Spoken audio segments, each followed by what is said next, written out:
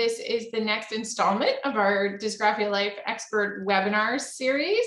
I'm thrilled to have tonight Ashley Roberts from the Dyslexia Initiative and Dyslexia Coffee Talk. I'm Jennifer, I'm the founder of Dysgraphia Life, and tonight's going to work a little bit differently than some of our other expert webinars that we've done. Typically, I go off screen and we have formal slides and presentations. Tonight, Ashley and I are going to do it a little bit differently. So we're just going to have a parent conversation. We are both parents of children that have dysgraphia. You'll hear a little bit more about Ashley's story in a minute, but we know that there's a lot of other parents out there who are going through many of the same things that we've been through. And so we're just going to talk about it tonight and talk about the journeys that we've had, particularly with the focus on some of what Ashley has learned. And then we'll talk a little bit more about the needs that are still remain in this community, because really there are many, unfortunately. So with that, welcome, Ashley. I'm so excited to have you to get to do this tonight. And where do you want to start? You want to tell us a little bit about yourself and what got you into all of this? Oh gosh. Well, first, thank you so much for inviting me to be a part of this tonight. It's such an honor. I'm a mom. I'm a mom of a 14-year-old boy who loves soccer, is a perpetual motion machine, and happens to be dyslexic and dysgraphic. And it's been a journey that we've been on since 2016.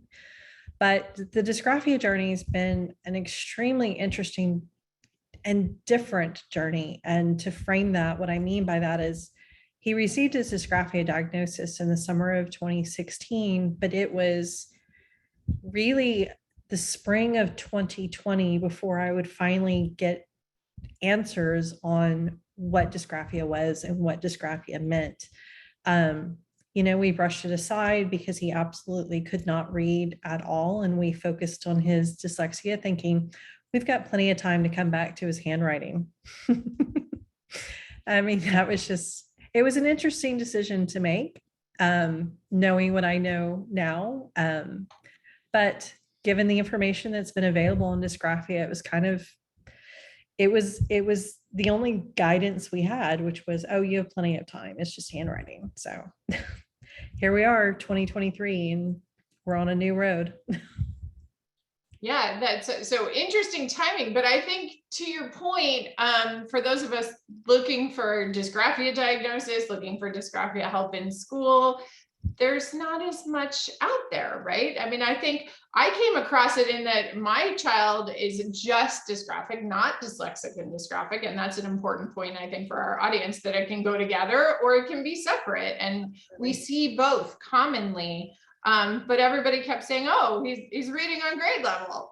So there's nothing wrong. And, it was like, no, there's something going on. As parents, we knew, but otherwise we couldn't tell.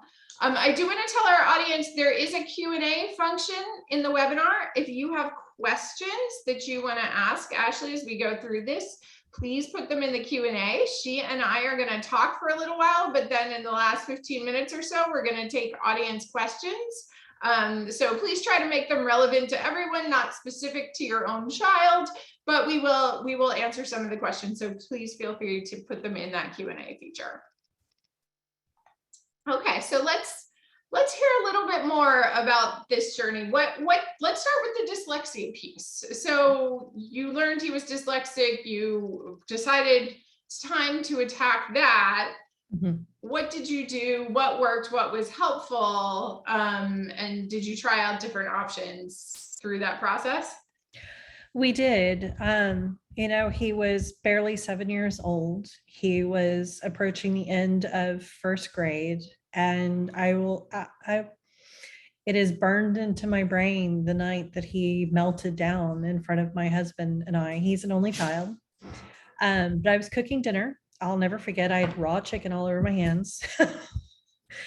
And we forced him to sit at the kitchen bar and read these books that his teacher sent home every single night.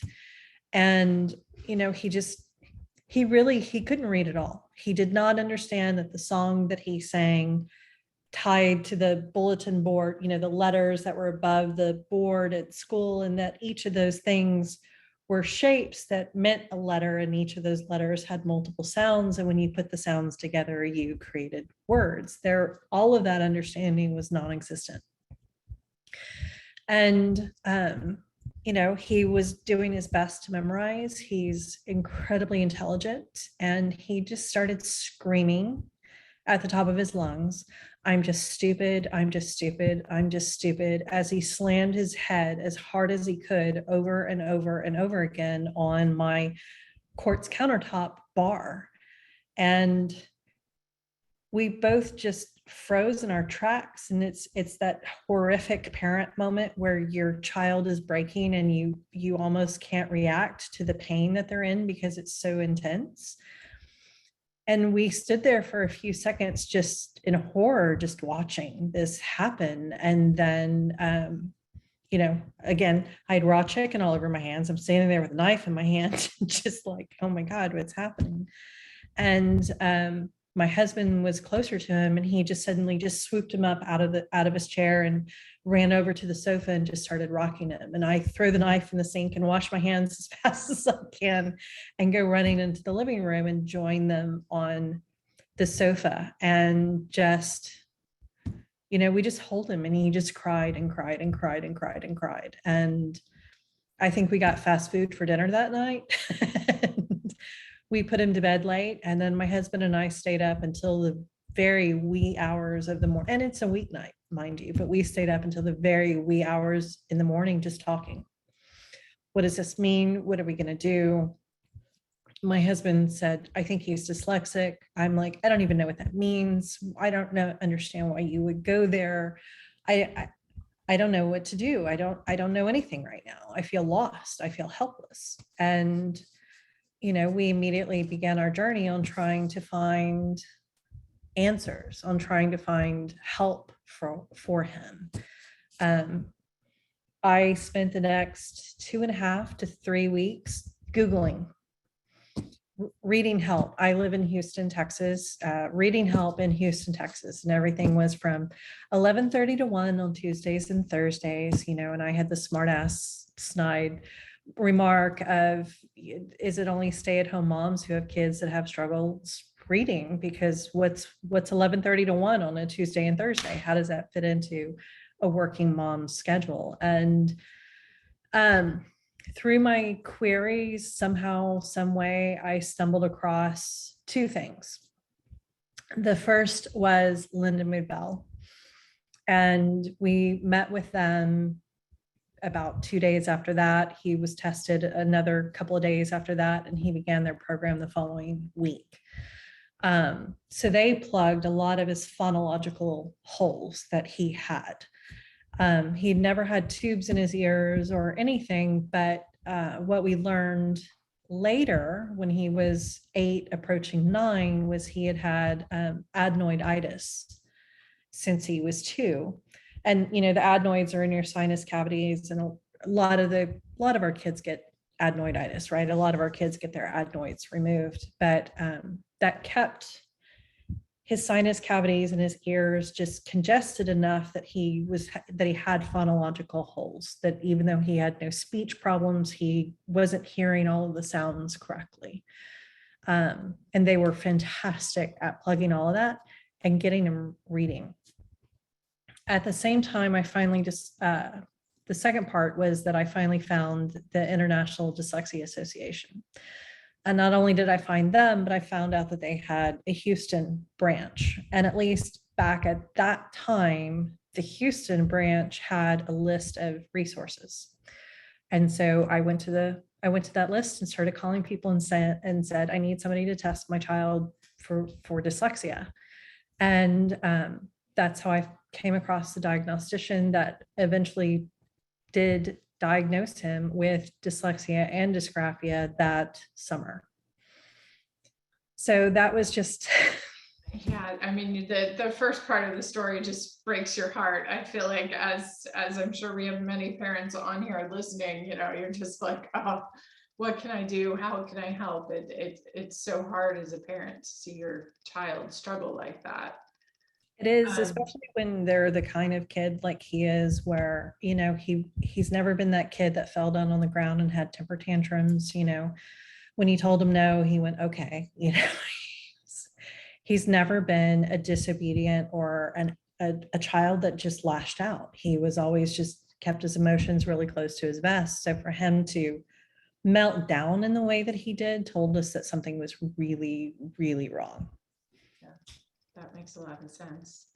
And your journey trying to find a diagnostician is really interesting too. I would say one of the most common questions we get at Dysgraphia Life is, I'm a parent, my child is struggling. How do I find someone? How do I find someone to diagnose them? We'll talk at the end, but our next webinar is actually going to be on testing and diagnosis. But we started a professionals database similar to, at IDA, you found resources. That's what we found we needed to do because so many people were looking for a tutor, a diagnostician, a psychologist to diagnose. I need all these different experts in OT, and how do I find them? So that's one of the resources that we've put up on www.dysgraphia.life is that professionals database, because we find that's such a common problem. The school-based, and I'm curious if your school had ever tested him up until that point and what that looks like. That can vary widely, and many parents are not pleased about that. So I guess I'll go there, but the school-based testing, unfortunately, is not always ideal. Had you tried that route? I should clarify and say that we were in a private school environment at that point. We had him in one of the better private schools in the city. And they had indicated throughout kindergarten and first grade that he just wasn't smart enough to be there. And every time I would confront them with that and say, are you telling me that my child just isn't smart enough to be here? Oh, no, that's not what I'm saying at all. And he's so sweet. And I'm like, I don't care how sweet he is. I'm trying to get to the root of what you're implying, and you're evading the question. I was on social media. I was connected to the lower head of school and several of his teachers, not his actual teacher at the time, because I actually hated her, but his kindergarten teacher for sure, I had loved. And I lashed out on Facebook one night once we got at least the Linda Mood Bell results. And this is before we've got the diagnostics. And what Linda Mood Bell had told us was exactly what I had said earlier, was he has no understanding that these shapes are letters, and these letters have sounds, and these sounds make words. And all of that understanding is completely non-existent. So from a bell curve perspective, with everything reading related, he was at the tail end of the bell curve. And so I lashed out on Facebook, and knowing that these people would read it, and I laid it all on the line. And I had a meeting the next day with the lower head of school. And I went in there, and of course she was prepared for me because I was giving her a little bit of a bone. And what she said floored me beyond belief, which was she had understood from almost the very beginning of kindergarten that my child was struggling. And she had absolutely no intention of bringing that to my attention until third grade.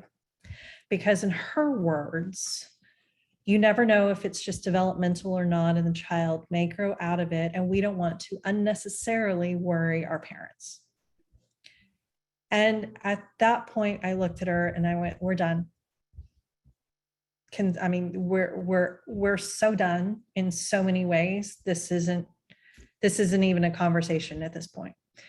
I have demands. You're going to meet every single one of them. We will finish the school year, and you will never see us ever again. You will never have another penny out of us. We're done.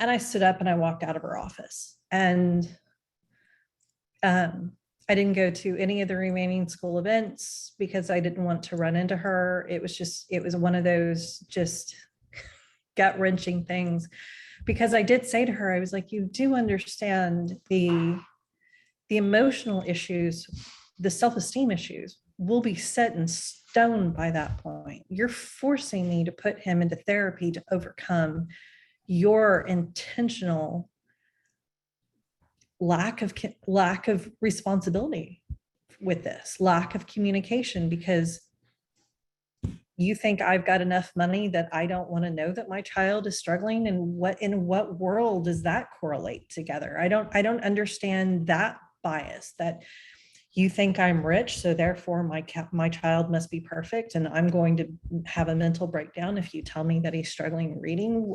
What's that math? So that's frustrating and hard. And I do think a lot of people see the behavior issues before realizing it's actually a learning disability issue. We saw some of that too in first grade, when they don't realize that what's going on with the learning disability. For those in public school, if you request testing, they have to test. yeah. But it's really hard at that time, I think, personally, with dysgraphia, because in my experience, and I've learned talking to others, they're not writing that much before second grade. And so to test far enough below to actually get any meaningful kind of diagnosis is pretty difficult for the school system to show. We were basically told you're supposed to be 2 grade levels behind. And at that young, it's really hard to be 2 grade levels behind. Plus, there's that parent issue of like, why would I wait until my kid is 2 grade levels behind when I can see that there's something going on? And, honestly, knowing what I know now, if I had known that then, because I need to clarify too and say, when I looked at that list of diagnosticians on the Houston branch of the IDA's website, I had never heard the term neuropsychologist. So I couldn't have told you a neuropsychologist from a diagnostician from, an ant from an anthill at that time. It was probably another 1.5 to 2 years before I heard the term neuropsychologist. So I know that the first person that we worked with was a diagnostician and not a neuropsychologist. And I do believe that diagnosticians are perfectly capable of doing the right diagnostics for our children. They just need to understand dyslexia and dysgraphia, just like any provider does, right? And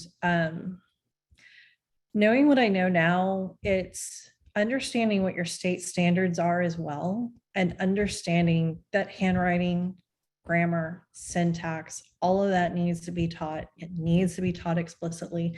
And that instruction needs to begin at the very beginning of kindergarten.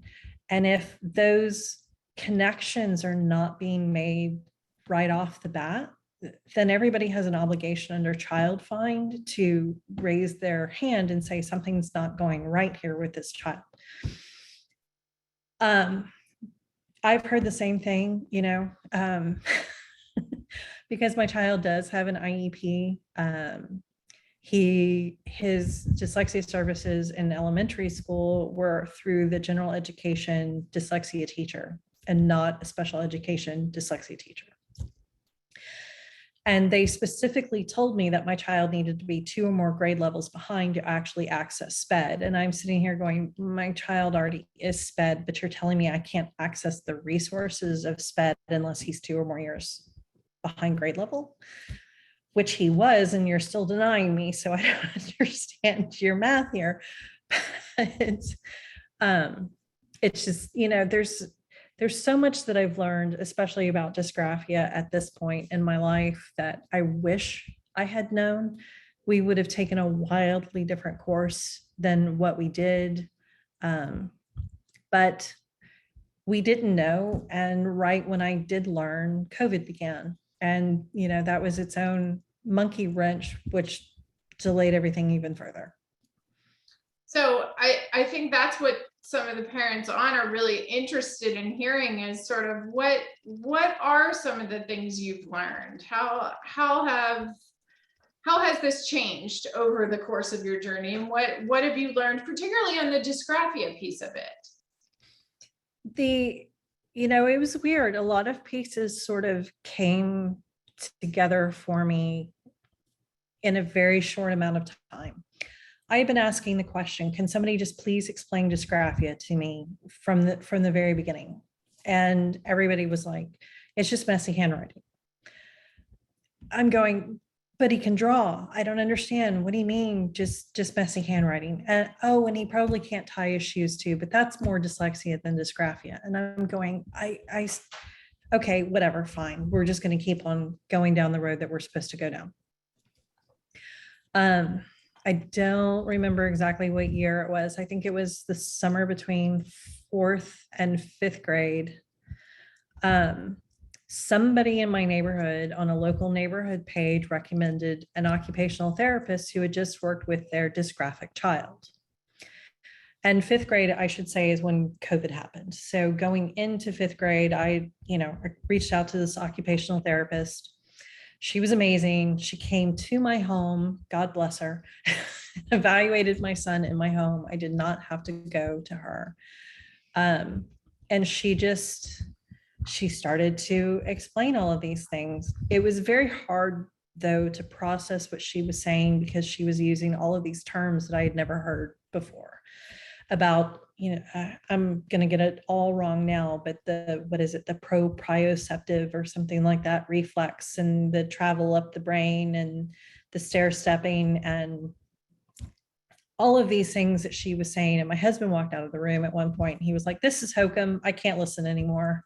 I was like, no, it's kind of making a lot of sense. And a couple of days later, I emailed the report to my pediatrician and I said, is this genuine? Is this real? I don't understand most of this report. And I have the most amazing pediatrician. He's really been a team member with everything going on with my son, with both his dyslexia and his dysgraphia. And he's been engaged from day one with both of these things.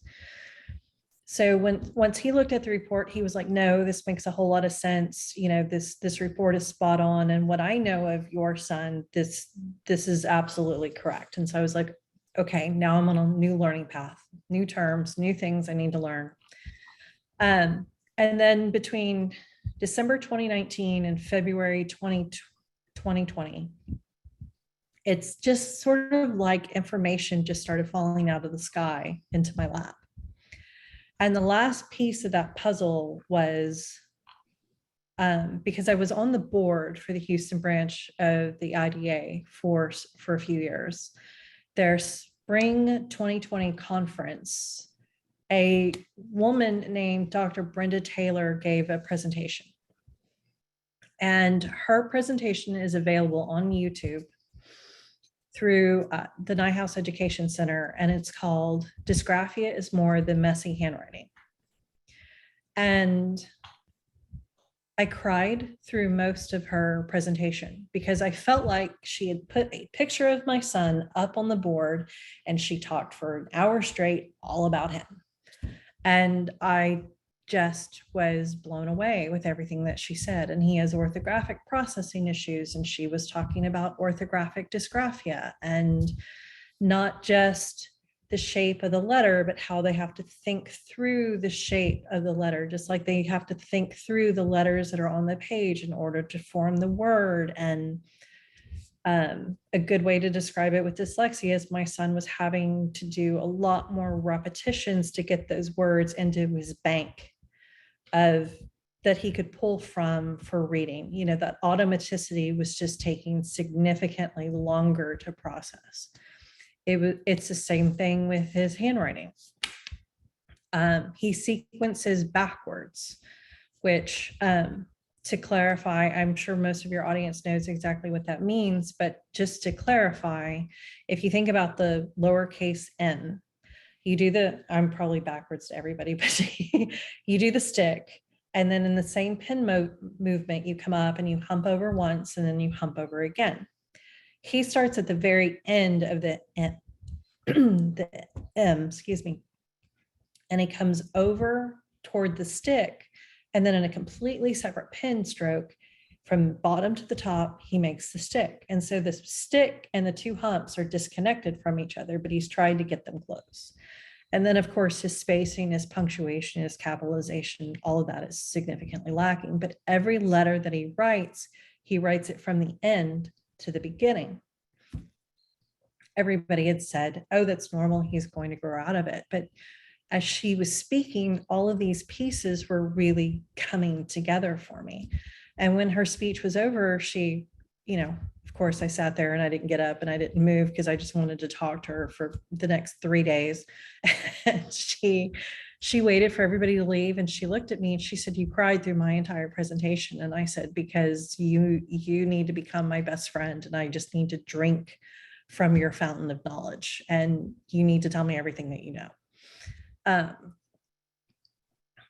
And then unfortunately, about, what was it, a month later, COVID started.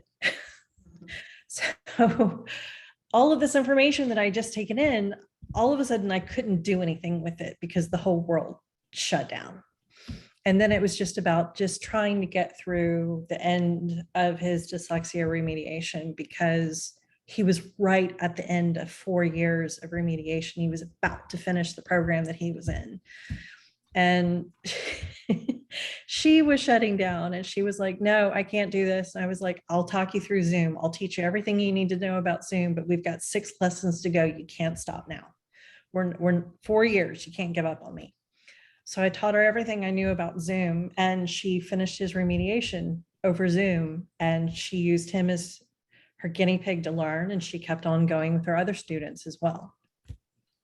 That's great. So you mentioned, like, you learned, and she told you, and through other things, a lot of things you could do.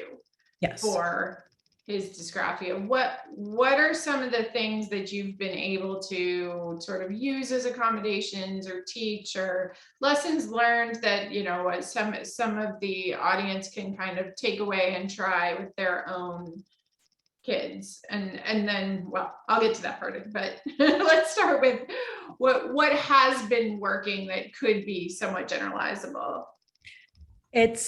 And that continues to be a learning process. So there's a couple of things. One is he has tragically passed away, but his website is still functioning. And William Van Cleve's website, which is WVCED, I think .com. He has an enormous amount of materials for teaching grammar and syntax. He also has an enormous amount of books on his website for sale by Diana Hanbury King. And Diana Hanbury King passed away a few years before William did. And God bless me, I'm not going to be able to tell you the name of the school that she had started that's up east somewhere, but she was sort of the goddess of remediation for our children, not just our dyslexic children, but our dysgraphic children. Peter Wright, the lawyer, was one of her early students. And Peter's like, I'm dyslexic, I'm dysgraphic, I have ADHD. My dyslexia and my dysgraphia in no way, shape, or form hold me back because of the great remediation that I got through Diana Hanbury King. I got to interview William about a month before he died, and that was extremely empowering.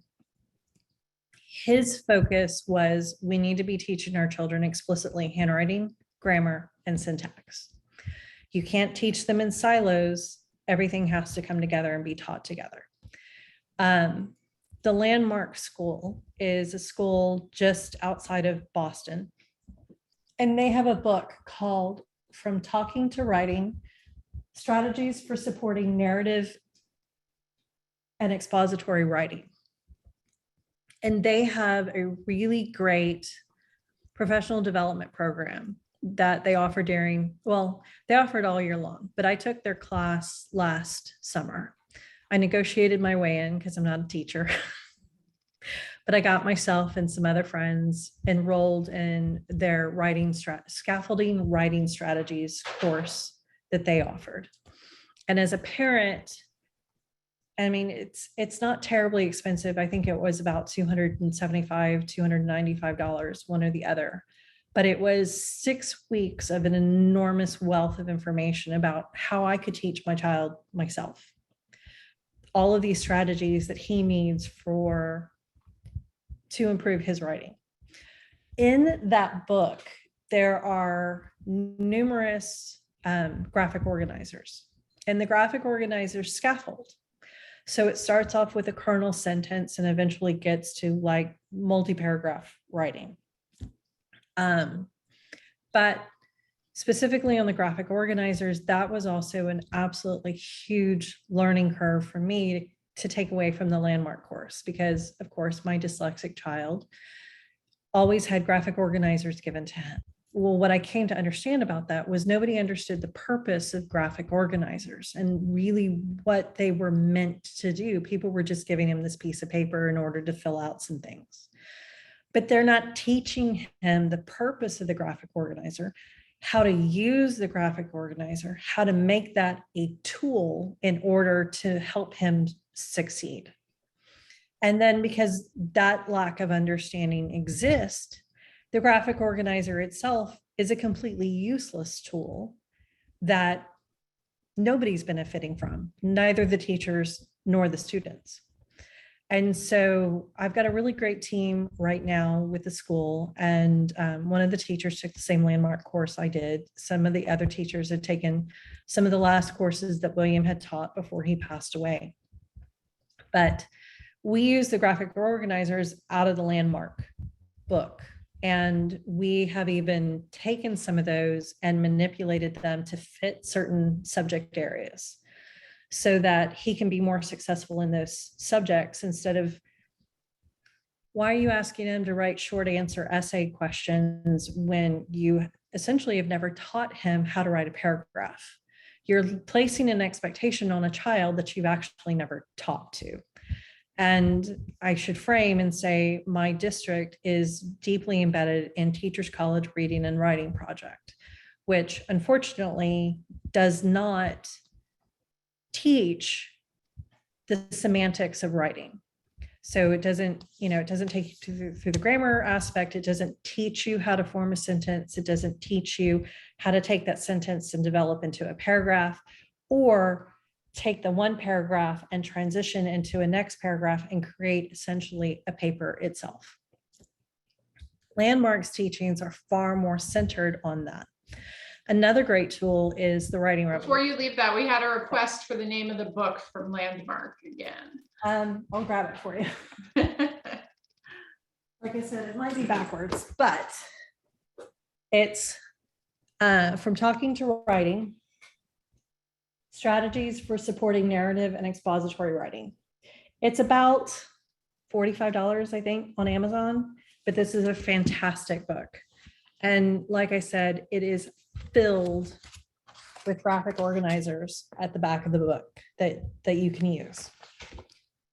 The Writing Revolution is also a fantastic tool. Their training is a lot more expensive. The last time I looked, I want to say that it was closer to $1,000. But the teachers that I know that have taken the Writing Revolution courses have said that it's life-changing. Go ahead. Sorry. Oh, I was going to say, I think you've hit kind of the big picture important part, which is that, when we talk about dyslexia, everybody talks about structured literacy and explicit instruction, teaching everything explicitly. That same concept essentially is what you're talking about in different course materials. But I would argue that you need a good one, but there are probably multiple that are good. But one of the key takeaways from this should be that explicit instruction in writing. And that's not something that's coming through in a lot of schools and a lot of,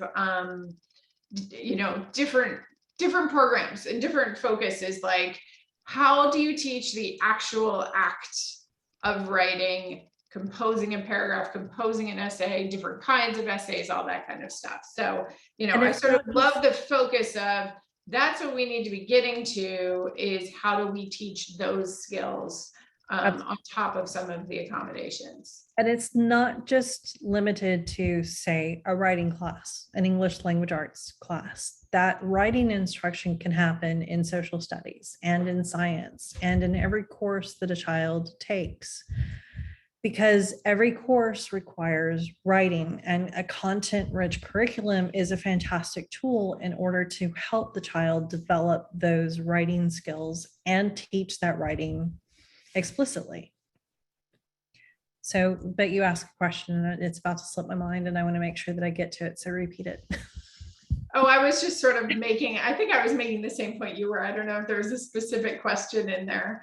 But I think that taking away the explicit instruction is really important, whether it be in handwriting, whether it be in sentences, whether it be in paragraphs and essays.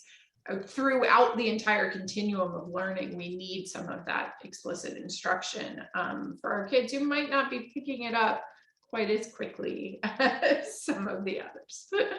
And I want to say too that there's two things: that the spelling component of dysgraphia can be exacerbated if your child has dyslexia too. You know, a child with dyslexia is going to struggle with spelling. A child with dysgraphia may struggle with spelling. Not all children with dysgraphia are going to struggle with spelling. But, you know, what I've learned is when, at least from a remediation point of view, from a support point of view, to me, dysgraphia is far more difficult than dyslexia. Maybe it's because there is that lack of research, there's that lack of resources, there's that lack of understanding, especially within the educational establishment, that the art of writing has been lost, frankly, within education. And the need to have that explicit instruction in handwriting, grammar, and syntax is key to developing successful writers, dysgraphic or not. But our dysgraphic kids are the ones that are just struggling so much more to get that content onto the page. Completely agree. So related, but I'm going to shift gears a little bit to the need for studying these things. Like I said, there are some good books. There are, we've talked about a few of them, but one of the things that concerns me on some level is I don't think we've rigorously tested a lot of the concepts in the dysgraphia community. There's a thing out there in the research world called comparative effectiveness research, which is like taking one thing and comparing it to another and seeing where there's a better outcome. I'm not seeing much of that. I'm curious, from where you sit, have you seen anything that you really feel is well tested? What needs do you see out there as we sort of move forward that as a community we can kind of push for more research on?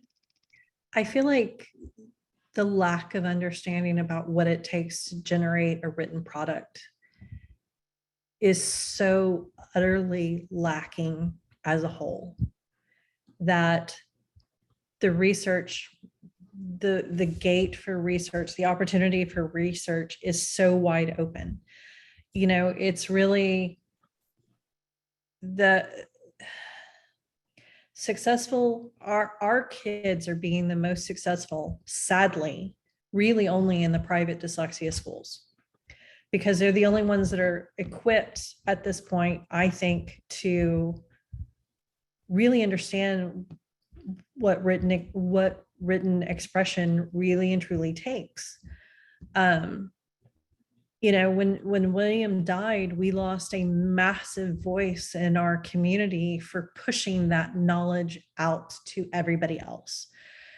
And at least within the community in which I exist, I've been trying to push people into that space. I'm like, look, William left a gap. We need to fill the gap. We need this knowledge out there. We need this beyond the private schools that, it's self-contained and parents are paying a fortune to send their children there. What about everybody else?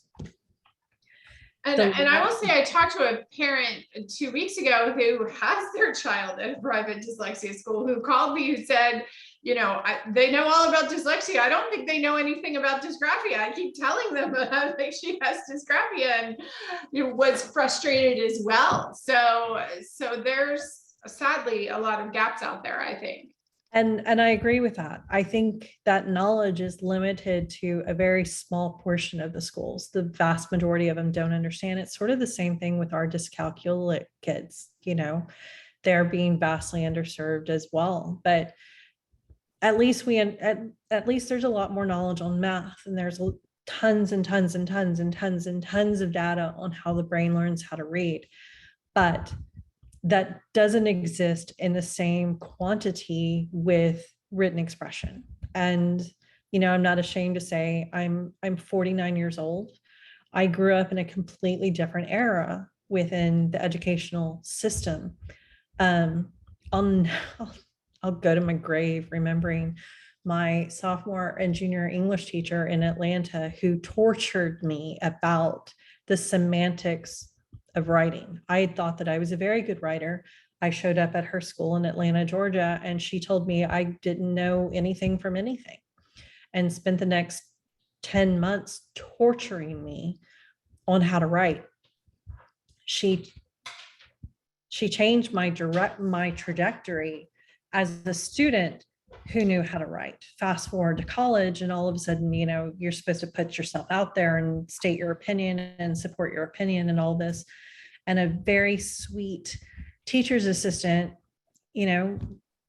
spent a semester and taught that to me as well. I've been blessed that I've had these teachers that showed up in my life, but I grew up in a time where that knowledge existed.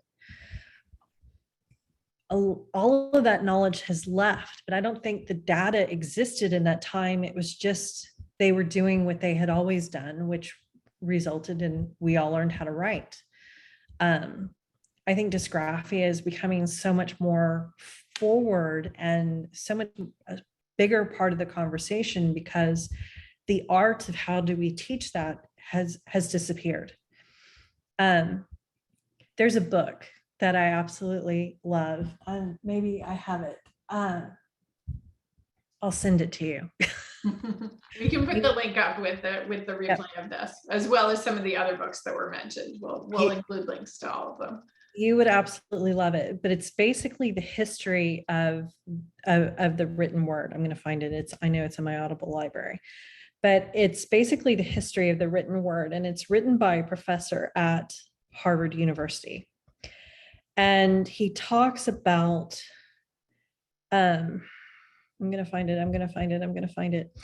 But he talks about the development of writing, so just like Marianne Wolf's books or Mark Seidenberg's books, he takes you all the way back to the initial development of the writing system. And he talks about how, it didn't just develop in the Middle East, but it developed in China at the same time.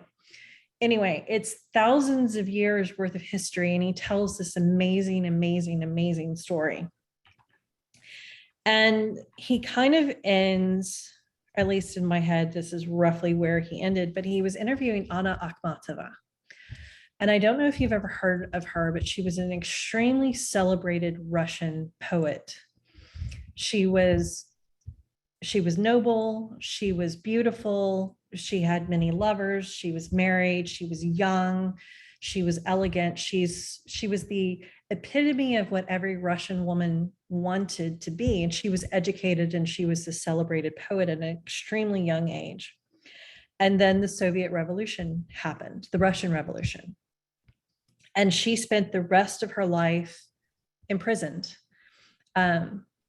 Stalin was terrified of her. And so he kept her in abject poverty. Her husband was sent to the Gulag and died. Her son was sent to the Gulag, I think more than once. He eventually died young as well. She was just this tortured person. She wrote this epic poem, and she essentially smuggled it out of the country, but she did it verbally. Because if you came to her house for dinner, she would make you memorize part of the poem because she couldn't write it down. If she did write it down, but she would burn it every night. And so the people that came to her home, they would memorize these sections and they would leave the country and they would write it down once they got out of the country. So the poem was assembled after her death. And I think she died in like somewhere between 1969 and like 1972. Anyway, Stalin was sort of, I think it was Stalin, might have been somebody else. Anyway, my Russian history, it's been a long time. But all of the restrictions were sort of lax a little bit. And so this Western reporter essentially had gotten access to her and met with her. And she said the most fascinating thing, which was, every time in our history that the written word has come to the brink of its death, somebody has found a way to breathe life into it again. The written word will ultimately never die. It will always find a way to live, but only through brave people that are determined to keep it from dying. And I was so inspired by that when I listened to it on Audible, listening to this book, because I know about her. I've studied her. I've read her poetry. I thought that that was really profound given our current educational system, because the ability to teach how to write has essentially been lost. And it's going to be brave people like parents like you and parents like me and parents like your audience who are going to breathe life back into this again, because through dysgraphia, we understand how critical this is and why all of our children, not just our dysgraphic children, need this instruction, but our dysgraphic children more than anything else, because they have so much to tell us. And if we don't give this to them, they're never going to get it on paper. Yeah, that's beautifully poetic. I do think, most of the parents I know are like, my child has so many thoughts if they speak to me, but they have trouble getting them out and getting them on paper and turning them into the written word. Yes. I'm very cognizant of time. We're going, it's going fast. Sorry. But to that kind of, how do we as a community help to, make sure that schools are doing right by our children? We had some questions about, how do you get staff and school districts and various people to implement tools that are available for students with dysgraphia and IEPs? I know you said you did have an IEP at one point, but I have found you have to have a fairly loud voice and come in suggesting things and saying, I heard this is good. We will say Dysgraphia Life has recently written a Dysgraphia IEPs book, which we can point people to. It's out on Kindle now, will be out on paperback soon. But, really understanding your specific child and what your child needs and helping create that plan with the teachers, I have found to be somewhat helpful for getting things actually implemented. But I'm curious if you have advice for parents for how to get the school to really be responsive and to help implement some of the things that you think your student needs. Definitely. And by the way, I found the book. It's called The Written World by Martin. I'm going to say his last name wrong. Puchner, Puchner. But in elementary school, I was wholly and completely unsuccessful. I knew what the TEKS were. I was trying to push TEKS. Sorry, I'm using a Texas-based term. So the TEKS, those are the Texas state standards. I was wholly and completely unsuccessful in elementary school and trying to get them to implement anything from a written expression point of view. In junior high, I've been significantly more successful. But one of the things that I did was I just bombard people with information. Like the YouTube video I mentioned earlier, Dr. Brenda Taylor's Dysgraphia is More Than Messy Handwriting. Lectures by William Van Cleve. I got to interview him, like I said, about a month before he passed away on Dyslexia Coffee Talk. We spoke specifically about dysgraphia for an hour. Any articles that I find, research articles, etc., the importance of that explicit instruction, courses, books, because of my connections, of course, I get tons of emails. So I try to follow those professional development places, and I forward courses. I've offered, not everybody can do this. I totally recognize this. I've offered to sponsor teachers for certain professional development. Now, obviously, if it's like really expensive, I don't do that. But if it's a couple of $100s, that's when I've offered to do that. They've never taken me up on it. The school district so far has paid for that for the teachers, but it's been a very limited set of teachers that have gone. They buy every book I tell them to buy. I take the graphic organizers in. I've written the goals myself. His school is sort of a unicorn within my district in that they've created what they call a dysgraphia remediation class. And those are the teachers that have taken these trainings, and they work with the kids purely on the grammar and the syntax.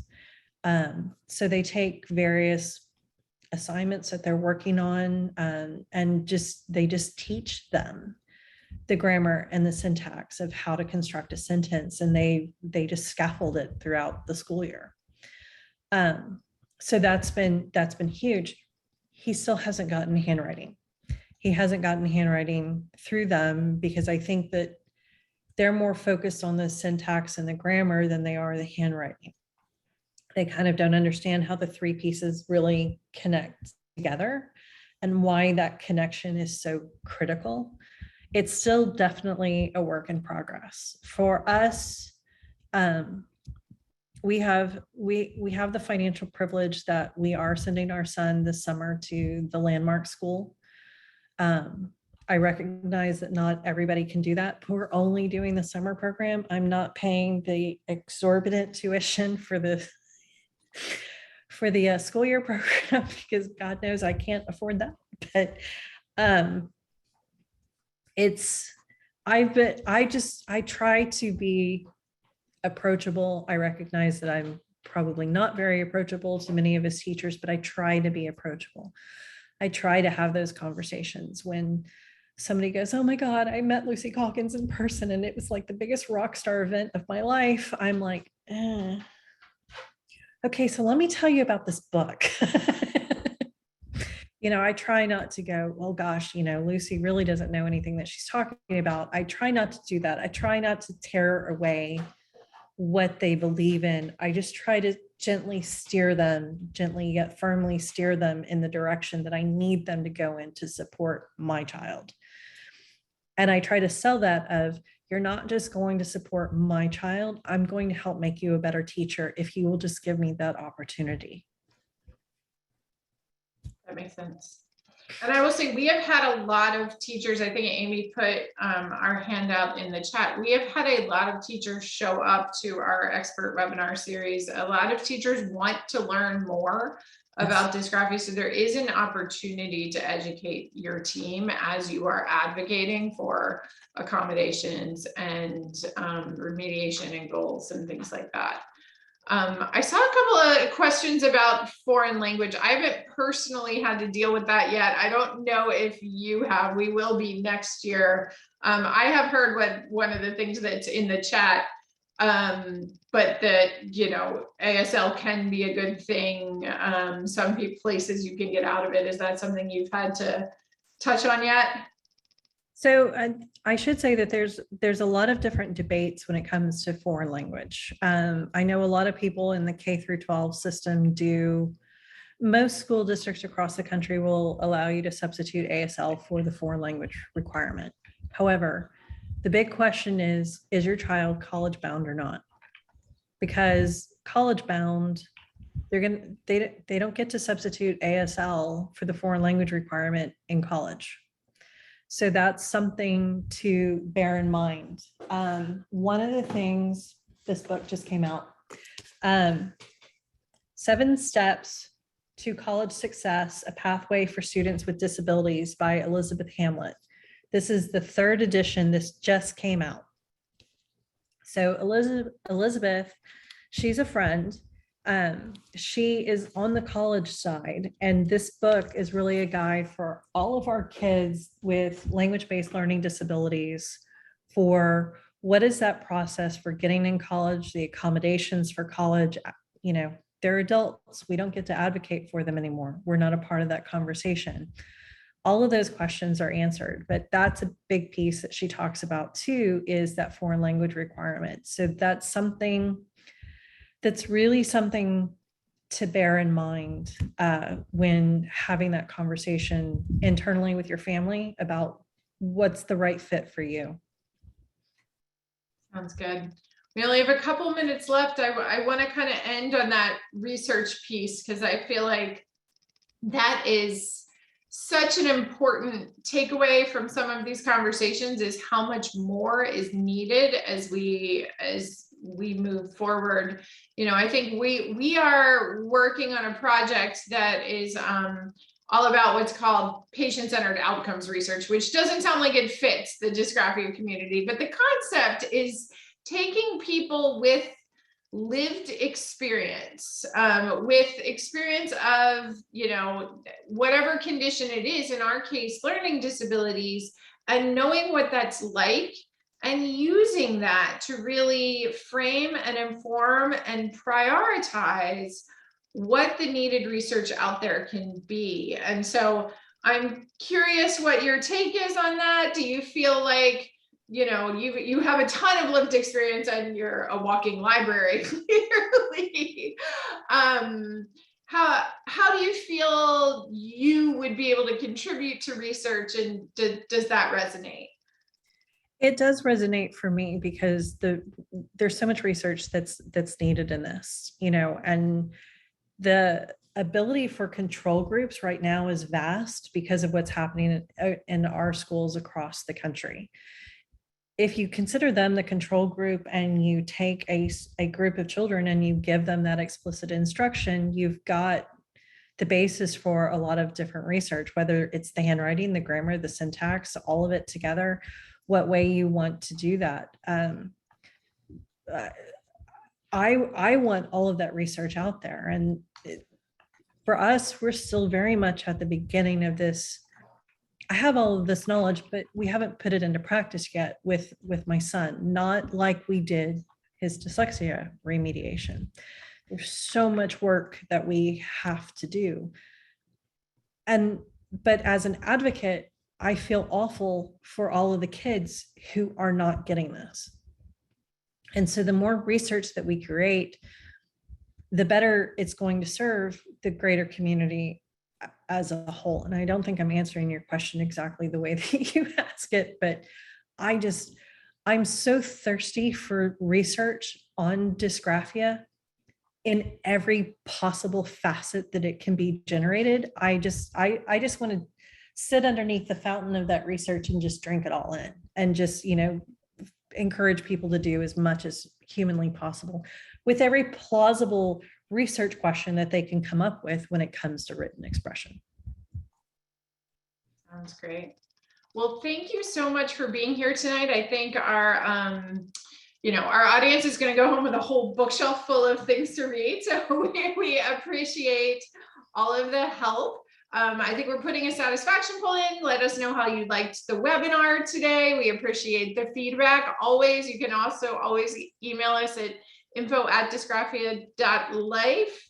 And our website is a huge resource, as well as we want you to check out Ashley's sites, what Jamie put in the chat earlier, the Dyslexia Initiative, as well as her blog for more information from Ashley. Our next webinar will be exactly a month from tonight, May 24th, although that's a Wednesday night. And it will be with Lori Peterson and Abby Weinberg from Learning Diagnostic Services, focusing all on testing for dysgraphia and what parents need to know. So the registration link is now live for that one as well. So you can go ahead and sign up already. I think Amy will try to put that in the chat too, or you can go to the webinars page on our site. It'll be up on social and places like that soon. But Ashley, thank you so much for coming. We really, really appreciate it. It was great talking with you, and we wish you and your son so much continued success. Thank you so much for having me. Thank you, and have a great night, everybody.